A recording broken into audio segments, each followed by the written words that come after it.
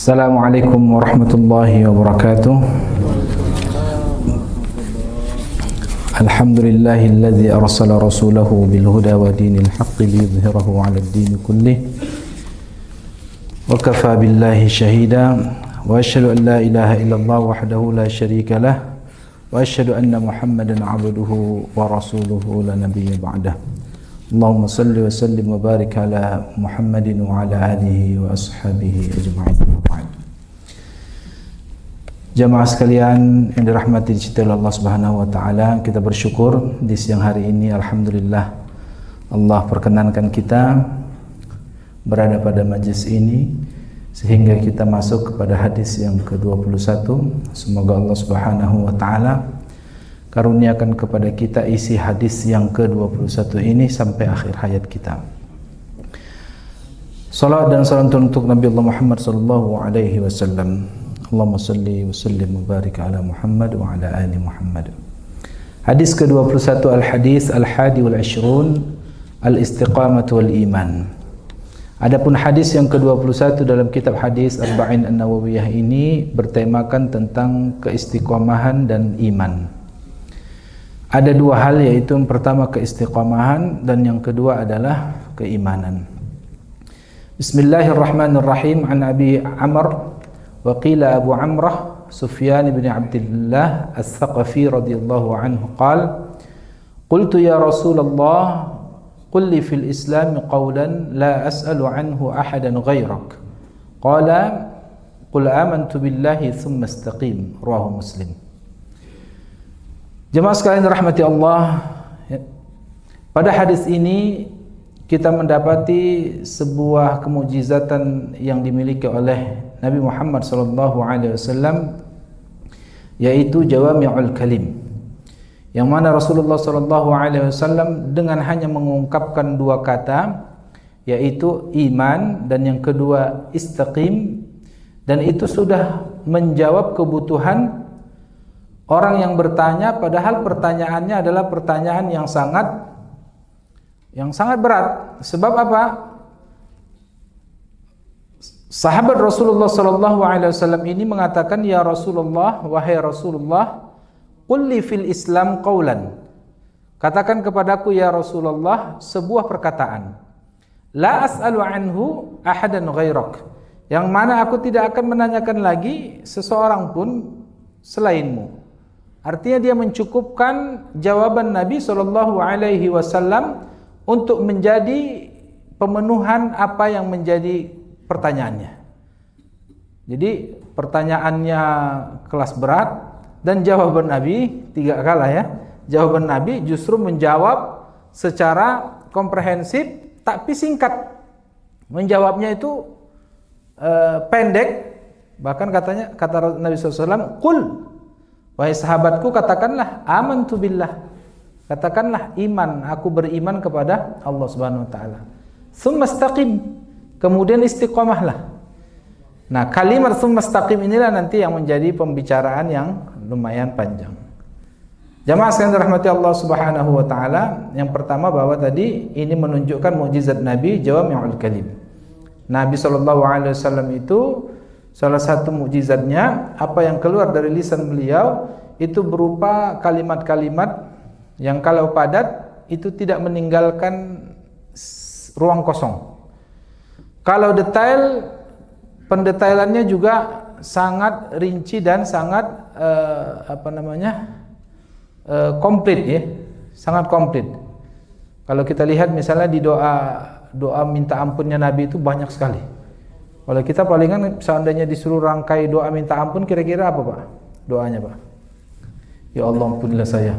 Ya Allah ampunkan dosaku. Ya Allah. Gitu aja Pak ya. Refleksnya kita. Kalau Nabi, Allah maghfirli ma qaddamtu wa ma akhartu wa ma asrartu wa ma alantu wa ma asrartu wa ma asraftu wa ma anta a'lamu bihi minni. Ini minta ampun ke Allah dengan semua sisinya, yang terlihat, yang tersembunyi, yang lalu, yang akan datang, yang kusengaja, yang tidak kusengaja, yang karena Allah maghfirli ma qaddamtu wa ma akhartu wa ma asrartu wa ma alantu wa ma asraftu, dan yang aku telah melampaui batas dalam melakukan dosanya. Padahal Nabi kita tahu maksum. Nabi itu maksum. Maksum itu nggak punya dosa, Pak. Nggak punya dosa. Nabi pernah salah, pernah, tapi nggak sampai kategori dosa. Tapi Nabi SAW meskipun beliau maksum, doa tentang istighfarnya itu luar biasa banyak. Ada Allahumma inni zalamtu nafsi zulman katsiran kabira wa la yaghfiru dzunuba illa anta faghfir li maghfiratan min 'indika warhamni innaka antal ghafurur rahim. Bahkan dalam salat aja kalau kita perhatikan bagaimana Nabi berdoa minta ampun, itu meliputi mulai dari berdiri sampai sujud semuanya permohonan ampun. Rabbighfirli warhamni wajburni warfa'ni. Begitu juga pada saat sujud, selain doa subhana rabbiyal a'la, subhana rabbiyal a'la wa bihamdi, atau subhanakallahumma rabbana wa bihamdika allahumma ighfirli, ada lagi allahumma ighfirli dzambi kullahu diqqahu wa jillahu awwalahu wa akhirahu alaniyatahu wa sirrahu. Maka ini menunjukkan kemukjizatan Nabi sallallahu alaihi wasallam. Lalu kemudian Nabi sallallahu alaihi wasallam juga menyampaikan kalimat yaitu amantu billah tsumma istaqim, bahwa inti daripada jawaban pertanyaan sahabat Nabi tadi yaitu tentang Islam yang mencukupi keislaman kita sampai akhir hayat itu Islam yang seperti apa. Maka kata Nabi, amantu billah, katakanlah aku beriman kepada Allah Subhanahu wa taala, lalu kemudian tsumma istaqim, lalu kemudian istiqamahlah. Maka kita lihat bagaimana istiqamah itu menjadi kunci yang menjamin keimanan itu sampai akhir hayat. Jadi istiqamah ini, sebagian ulama mengatakan maksudnya istiqamah berarti ini mewakili ibadah, sedangkan iman itu mewakili keimanan seseorang. Artinya sisi iman dan sisi ibadah itu disempurnakan dua sisinya. Jadi amantu billah ini berupa akidah, keimanan tauhid kepada Allah Subhanahu wa taala, sementara sisi lain daripada Islam itu adalah istiqamah dalam ibadah. Tapi kalau kita lihat redaksinya lebih sederhana, maka kita temukan bahwa sebenarnya keimanan itu memang mempengaruhi ibadah. Bahwa tauhid itu akan menghasilkan ibadah, tapi ibadah juga akan menghasilkan keimanan. Hadirin wal hadirat rahimakumullah. Yang pertama kita masuk ke makna istiqamah. Dalam kitab ini dibahas tentang makna istiqamah. Apa yang dimaksud dengan istiqamah? Di dalam Al-Qur'anul Karim Allah Subhanahu wa taala berfirman, innal ladzina qalu rabbuna Allah tsumma istaqamu tatanazzalu alaihimul malaikatu alla takhafu wa la tahzanu. Jadi dalam surat Fussilat ya. Begitu juga dalam surah Al-Ahqaf, innal ladzina qalu rabbuna Allah tsumma istaqamu fala khaufun alaihim wa la hum yahzanun. Ini kalimatnya mirip-mirip. Di ayat yang pertama tadi alla takhafu wa la tahzanu, sedangkan yang kedua adalah la khaufun alaihim wa la hum yahzanun. Jadi orang yang beriman lalu kemudian istiqamah, maka sudah dipastikan perjuangan itu berat. Perjuangannya berat.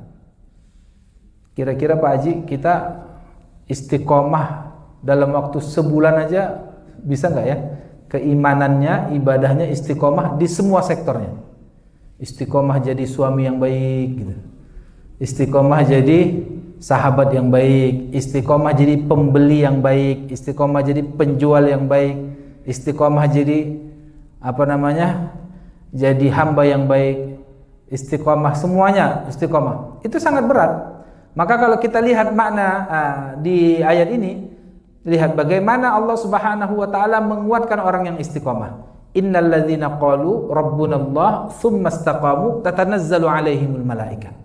Bahkan untuk orang yang istiqomah itu diperintahkan turun malaikat.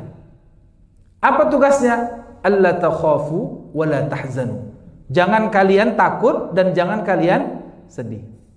Kenapa? Karena memang perjuangan untuk tegak, untuk tetap lurus, bahkan imannya terus-menerus stabil dan memperjuangkan keimanan itu dalam kehidupan nyata itu adalah sesuatu yang pasti banyak ujian dan tantangannya. Maka sampai malaikat juga diperintahkan oleh Allah Subhanahu wa taala, tatanazzalu alaihimul malaikatu. Apa tugasnya? Alla takhafu wa la tahzanu.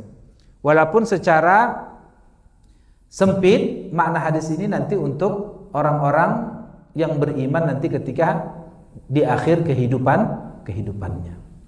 Ya.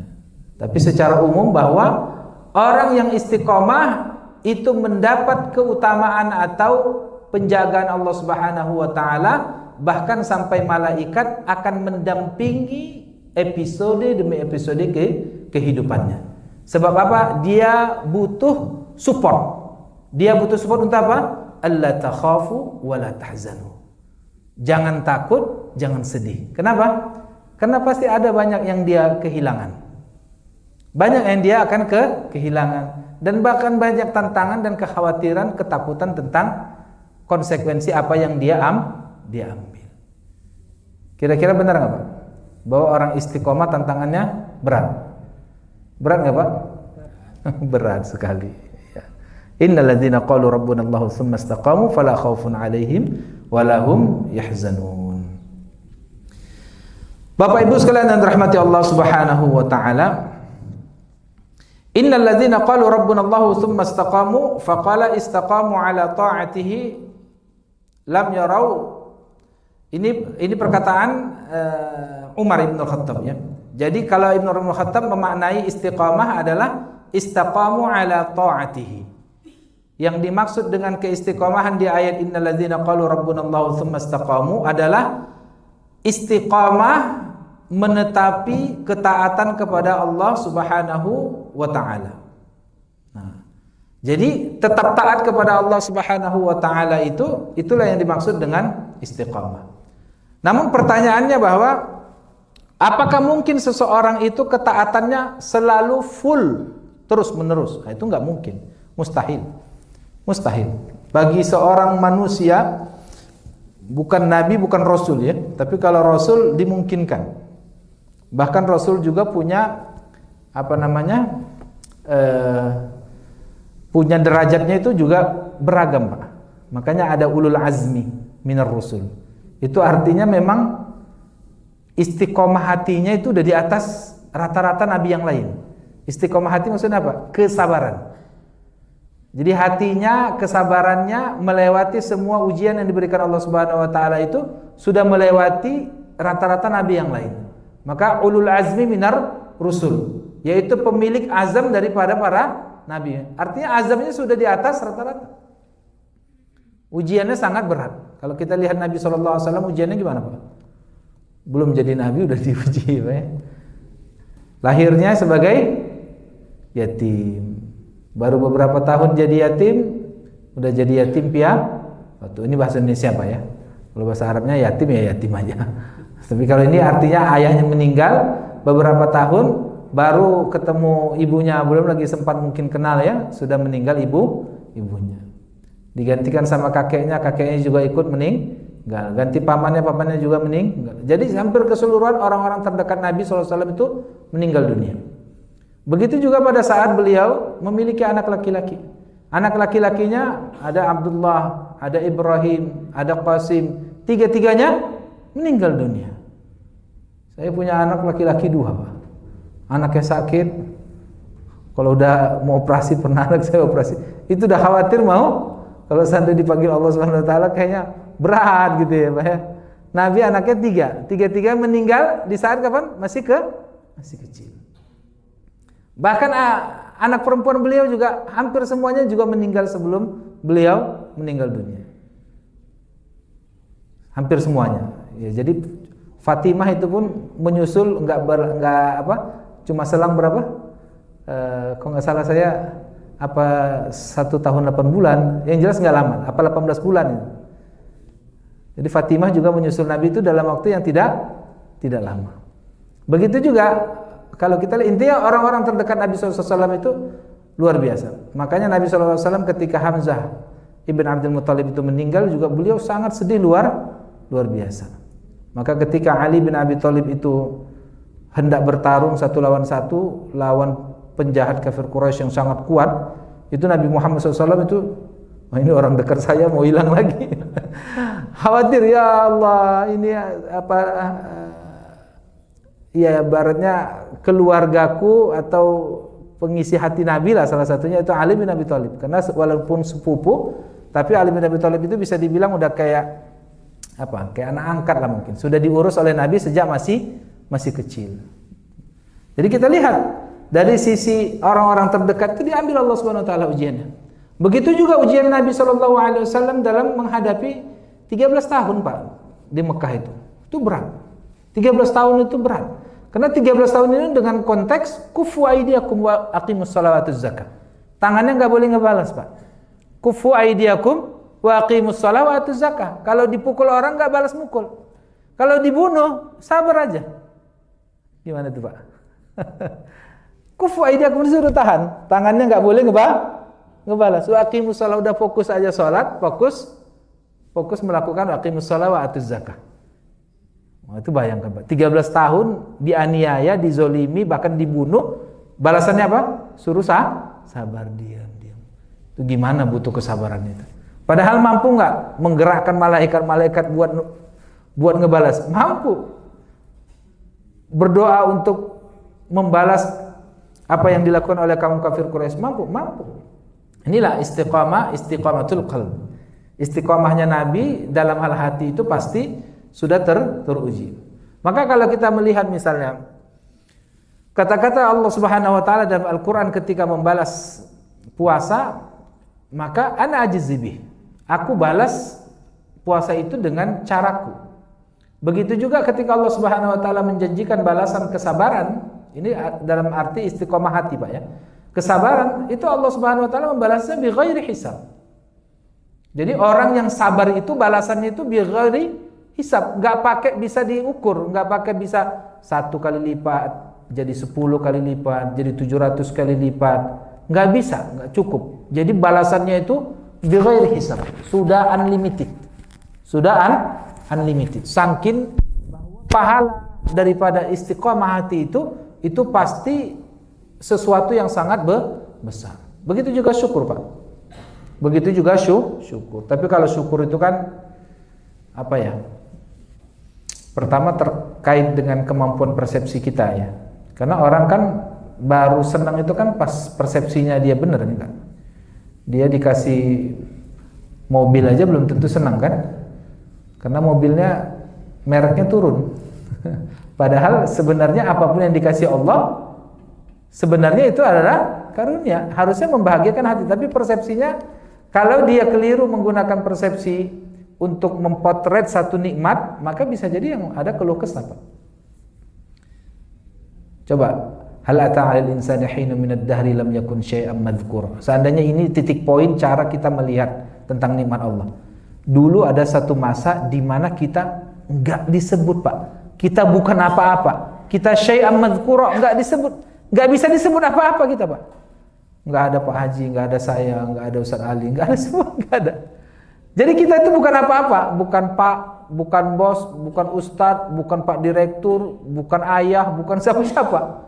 Tiba-tiba kita sudah jadi siapa? Siapa-siapa. Apakah kita jadi siapa-siapa itu bukan karena nikmat Allah? Semuanya, Pak, karena nikmat Allah Subhanahu wa taala. Maka bersyukur itu juga sebenarnya derajat yang jauh lebih sulit, Pak, dibandingkan sabar.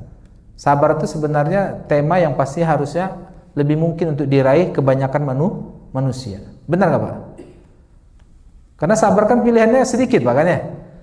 Kalau udah sabar kan ujung-ujungnya sujud dan berdoa ke Allah.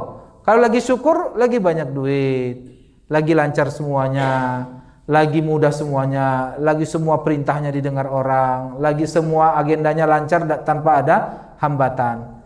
Biasanya hatinya apa?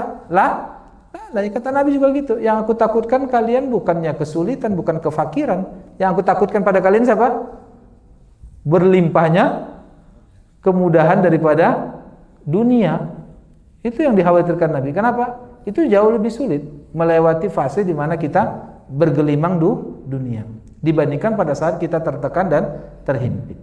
Dari sisi akhirat, maka istiqomah yang pertama adalah istiqomah hati. Yang kedua, istiqomah yang kedua adalah istiqomah lisan. Jadi istiqomah lisan ini sebenarnya ini gambaran dari hati sendiri. Karena kata Nabi SAW, la yastaqimu imanu abd hatta yastaqimu qalbuhu, wa la yastaqimu qalbuhu hatta yastaqim lisanuh. Nabi SAW katakan bahwa iman seseorang itu baru bisa istiqomah sampai hatinya istiqomah. Dan hatinya tidak bisa istiqomah sampai lisannya istiqomah. Jadi asar atau bekas daripada istiqomahnya lisan akan berdampak pada hati. Dan hati yang istiqomah itu adalah wujud daripada istiqomahnya iman seseorang. Maka qul amantu billah tsumma istaqim itu maknanya bisa dipotret dari apa yang kita ucapkan. Yang pertama, tentu ucapan kita itu yang paling afdalul kalam itu zikrullah. Yang paling utama daripada apa yang kita ucapkan pasti adalah al-baqiyat as-salihat. Semua zikrullah itu paling utama. Mau bacaan Al-Quran, bacaan zikir, berdoa dalam sholat, semuanya itu paling afdal. Tapi ada kalimat-kalimat yang keluar dari lisan kita mungkin yang berkaitan dengan unsur-unsur selain zikrullah. Kita kerjakan Pak, pasti komunikasi Pak ya. Kita berkeluarga juga komunikasi. Nah, ungkapan atau kalimat-kalimat yang kita ucapkan dengan lisan selain berupa zikir itu semuanya juga bisa bernilai bagus dalam hal mengistiqomahkan hati seseorang. Salah satunya Allah Subhanahu wa taala mengatakan la tamuddanna 'ainaika ila ma matta'na bihi azwajan minhum zahratal hayatid dunya wasbir nafsaka ma'al ladzina yad'una rabbahum bil ghadati wal 'ashiyyi yuriduna wajhahu wa la ta'du 'ainaka 'anhum turidu zinatal hayatid dunya wa la tuti' man aghfalna qalbahu 'an dzikrina wattaba'a hawahu kana amruhu furata. Kadang-kadang penglihatan kita Pak, ngelihat kekayaan orang aja itu sudah berdampak pada hati kita yang menurun keistiqomahannya. Itu ngelihat kekayaan orang. Ngelihat apalagi Pak? Apalagi yang sudah jelas-jelas nyata dilarang ya. Kalau tadi itu la tamuddanna 'ainaika illa ma matta'na bi azwajin minhum zahratal hayatid dunya linaftinahum fi. Bahwa pada harta itu bukan cuma enak-enak yang ada pada orang-orang yang punya harta, tapi di sana ada linaftinahum fi. Itu banyak ujiannya. Jadi bukan cuma kita lihat enak punya hartanya, tapi ujian di balik harta yang banyak itu jauh lebih berat dibandingkan keenakan yang pernah kita lihat para pemilik harta. Bapak Ibu sekalian dirahmati Allah Subhanahu wa taala, maka obrolan kita pun harusnya bukan tentang harta terus. Obrolan kita kan terkait sama harta kan bisa obrolannya adalah dapatkan uangnya, bisa juga tentang berdermanya ya Pak ya, sedekahnya. Alangkah bagusnya kalau tentang harta kita capture tuh bab tentang sedekahnya orang. Jadilah hasada illa fisnatain itu jadi bekerja bahwa kita mengirikan sesuatu pada harta orang yang banyak bukan pada jumlah hartanya tapi pada sedekah dia yang sangat menarik hati kita. Nah, itulah buah pada iman. Sebaliknya harta yang membuat kita lupa pada Allah Subhanahu wa taala itu akan buah pada lawan daripada iman, kufur nikmat. Tuh, kufur nikmat itu menariknya gitu. Kenapa kalimat kufur nikmat jarang disebut dengan kufur musibah ya? Maksudnya orang musibah itu secara umum itu dekat dengan Allah. Tapi kalau nikmat itu membuat orang itu lupa kepada Allah Subhanahu wa taala secara umum. Ada orang-orang tertentu yang bisa istiqomah dalam kemakmuran dan kemegahan hidup, ada. Itu seperti Nabi Sulaiman, bisa Pak istiqomah bisa. Ada banyak orang-orang soleh yang dia tetap kaya dan tetap soleh, bahkan lebih soleh lagi setelah dia jadi kaya lebih soleh lagi, ada juga. Jadi istiqomahnya dalam kesyukuran itu memang antriannya lebih pendek Pak. Antriannya lebih pendek, karena memang nggak banyak orang yang lulus, benar Pak ya? Kalau orang lagi mau jatuh dari pesawat semuanya zikir ke Allah wajar Pak ya, benar kan Pak? Tapi kalau zikir ke Allah sepanjang di pesawat, padahal pesawatnya nyaman-nyaman aja, itu yang luar biasa. Coba kalau lagi turbulen, minimal kalau dia udah sholat, minimal ya Allahu Akbar, Subhanallah, Astagfirullah gitu. Tapi kalau nggak turbulen, bahkan ketemu purbagira yang cantik, dia kasih makanannya yang enak-enak semuanya, lupa kepada Allah Subhanahu Wa Taala. Padahal harusnya dia ingat pada Allah saat apa? Saat justru enak itu ingat pada Allah, itulah nilainya lebih. Innahu kana 'abdan syakura. Baik, mungkin itu saja. Mudah-mudahan Allah Subhanahu wa taala berikan kepada kita keistiqomahan, dan keistiqomahan ini sebagian ulama mengatakan bahwa al-istiqomah khairun min alfi karamah. Jadi istiqomah itu paling kita butuhkan sebenarnya daripada kehebatan-kehebatan istimewa yang kita miliki. Artinya kita bisa ini, bisa itu, dimudahkan ini, dimudahkan itu. Lebih utama sebenarnya kalau kita bisa istiqomah dalam ibadah, istiqomah dalam iman, istiqomah dalam kebaikan. Jadi istiqomah. Tapi istiqomah tentu di sini hubungannya kepada Allah Subhanahu wa taala. Bukan hanya istiqomah dalam artian istiqomah jadi bukan istiqomah itu dalam hal perbedaan pendapat, Pak ya. Istiqomah itu dalam kedekatan kepada Allah Subhanahu wa taala. Bukan berarti istiqomah itu kalau saya menggunakan kaifiyat tertentu istiqomah berarti inilah jalan iman. Belum tentu. Belum tentu Allah lebih ridho kepada kita. Tapi kalau kita mendekat kepada Allah Subhanahu wa taala dengan semua amal-amal saleh kebaikan, kemudian dekat kepada Allah, kita rasakan manisnya iman, raditu billahi rabba bil islami dina Muhammadin sallallahu alaihi wasallam nabiyya, maka kemudian itu berbuah pada kehidupan kita, berbuah akhlak yang baik, berubah semuanya, dan kita tetap istiqomah pada kebaikan itu. Itulah yang disebut dengan istiqomah, ya. Bukan saya istiqomah dalam artian saya dengan halanya saya, berarti harusnya seperti saya pakai gamis istiqomah. Ya enggak, Pak ya. Istiqomah itu bisa juga pakai kemeja. Istiqomah itu bisa juga jadi cleaning service. Istiqomah bisa jadi aktivitas yang lain. Siapapun bisa istiqomah selama dia mengharapkan Allah Subhanahu wa taala. Kita cukupkan subhanakallahumma bihamdika asyhadu an la ilaha illa anta astaghfiruka wa atubu ilaik. Assalamualaikum warahmatullahi wabarakatuh.